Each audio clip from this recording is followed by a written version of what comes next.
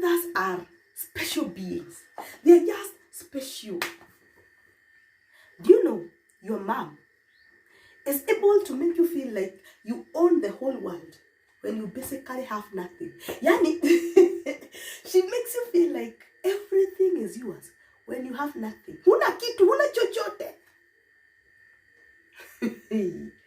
A mom, one word from your mom is able to calm you down, make you feel like you're going to be all right, like everything is going to be okay. They're able to make the pain less painful just by a word or their presence. Do you know their presence is able to cultivate some level of peace and tranquility and some kind of joy just by them being around you? They're able to do that. I think it's a special gift that God gave them so that they can be able to bring the best in us. Now, listen, story time. I keep telling you, I came from a poor background. But my background was not as poor as it was evil. It was evil. Yani, watu walikuwa wanatuchukia for no reason. Walikuwa wanatuchukia tu. Evil too. And we had resources at home. But most of these resources, we didn't have access to them. Kwa sababu hatujapewa ruhusa ya kutumia. So I remember, kuni, sisi, tulikuwa tunatafuta kuni wapi? Tulikuwa tunatafuta kuni kando za barabara.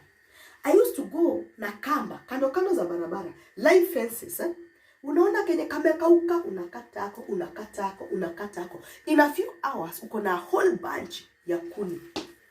So nikifikisha hapa, kesho nitaanzia hapo, nipeleke mpaka mahali zitatosha, nikitoka hapo, and I could go for so many kilometers along the road nikitafuta kuni. Now, I remember once nilienda kutafuta kuni, nikakuta mahali kulikuwa na hiyo shamba jirani ilikuwa na miti kubwa ya mikema. Mikema ni cypress ama ni pine? Siko sure, one of those. Now, the miti mikubwa sana. And hiyo miti ilikuwa imecrack. Imekauka, ikacrack, ikaangukia the live fence. And so, kwa ujanja zangu nikaenda nikatafuta kakijiti karefu, then I could scoop kuni za mikema, nikazikup. Nikakuja, I made a very big bunch. Na mikema inawaka vizuri sana. So I carried home. Mom akakuja na mahindi, akaniambia nichemshe ndio inakuliwa for supper. So nikaanza kuchemsha. And somehow before even, one of our relatives came. She was like, "Wow, hii mikema umetoa wapi?" So I'm like, nilikuwa na huko kwa barabara, ile place fulani ilikuwa imeanguka kwa hiyo fence, unanidanganya aje? Mnajua mimi sijui nyinyi ni wezi. Sasa hizi ni nini nimekatisha huko shambani. Na si ni mlikanywa kwenda kaka kwa shamba. So I was like, mimi si kwenda huko. Nitawafunza adabu. I was there making noise, insulting, doing all. And then she took the githeri that was boiling. Akachukua, akaimwaga na kwa chini, akairusha. Wakati aliirusha, then she took a mtungi ya maji yenye nilikuwa nimechota kwa mto. She poured kwa moto. And I could her walking around, akienda kwa jirani, akifurahia, akiwaambia, mimi nimewafunza adabu, hawatawainibia tena, wezi. And I was there. And I was with my little brother. And my brother was asking, Mumbi, sasa tutafanya? And I was like, okay.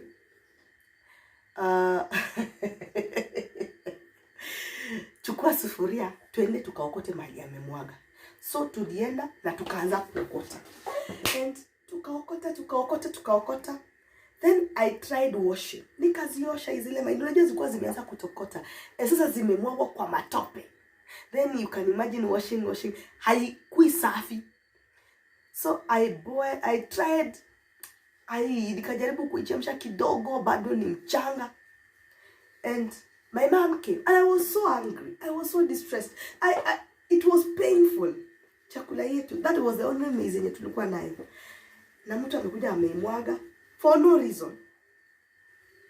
And I could hear her bragging and laughing. Nimewafunza adabu. And I'm thinking, God, people are just... And I'm angry.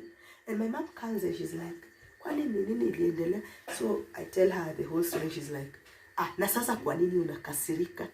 So I'm like, Mom, that was our supper. And sijaiba hiyo kuni. Mami, I spent hours nikijaribu kuigonga kwa mafence na kuitoa na kufanya. And now somebody comes and maji yenye nimefetch kwa mto sio karibu, nimenia amemwaga yote. She's like, hiyo tu. And she's like, usijali. And I'm like, okay. Mom says usijali. Then there is no reason to kujali. It's going to be alright. And she's there staring at us. Anatuangalia. Then she left. 2 hours later, she came with cooked food. She came with cooked food. Mukimo, I don't know alitoa wapi. Then she tells us, leteni sufuria. Leteni sahani. Then she scooped for us and we ate. And I remember looking at my mom, and I don't know what was going on in her head, but I felt the peace that, you know what? It's going to be all right. It's going to be fine. It doesn't matter what they do. It doesn't matter how cruel they get. It doesn't matter how evil they become. It doesn't matter. But we are going to be all right. We are going to be fine. When Mom is there, we are going to be fine. And today is my son's birthday. And I sat down, and the only thing I wished is that I can be a good mom to my son. That I can be able to inspire him, to tell him, you know, it's going to be all right. It doesn't matter how bad it gets.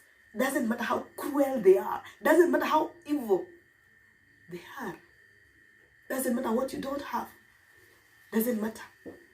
You're going to be fine. It's going to be all right. To be a mother.